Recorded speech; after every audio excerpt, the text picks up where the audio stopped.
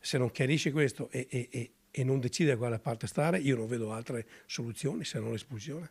Chi decide di cambiare casacca e di sposare altri simboli evidentemente non ama quel simbolo quanto noi. Penso sia arrivato il momento di fare chiarezza, che Vannacci faccia chiarezza sul suo futuro. Ho visto che è stato depositato il simbolo, ma spero che ci si fermi qui. Che l'attacco sia frontale, che si chieda rispetto per la storia del Carroccio oppure si invochi l'unità, le voci del fastidio nella Lega Veneta puntano tutte a una richiesta: Roberto Vannacci faccia chiarezza, perché quel simbolo registrato, futuro nazionale, che ne dica il generale, è quanto di più vicino all'immagine del nuovo partito di cui si vocifera la nascita da tempo, e la goccia che fa traboccare un vaso stracolmo. Spero che ci sia un federale dove, come hanno fatto quella volta anche per Tosi, lo ricordo, gli hanno detto o chiudi il faro o chiudi con la Lega. Lui si è tenuto il faro e l'hanno espulso dalla Lega, ma non è che le regole o valgono sempre o non valgono mai. Nascono circoli vannacciani in giro per l'Italia,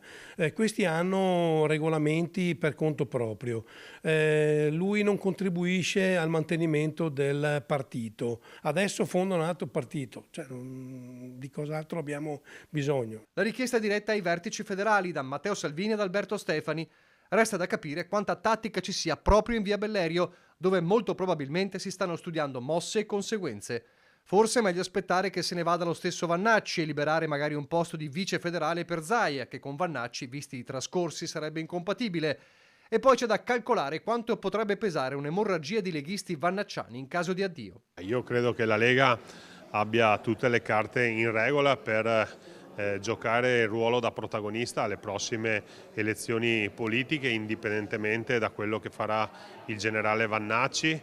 La nascita di questo simbolo francamente non ci preoccupa, noi siamo fortemente legati e affezionati al nostro di simbolo. Io non voglio pensare che ci siano grandi emorragie da parte della Lega, voglio pensare che una persona come Vannacci, che è diventata vice segretario meno di un anno fa, voglia continuare ad andare avanti e far grande il nostro movimento, anche perché grazie al nostro movimento è arrivato in Europa. Intanto proprio i circoli vannacciani di estrazione leghista stanno alla finestra in attesa degli eventi, ma pronti a muoversi. Al momento è vice segretario federale della Lega e su questo restiamo, spiega Roberto Tonnellato, ex consigliere comunale di Treviso, che guida il team Vannacci nella Marca.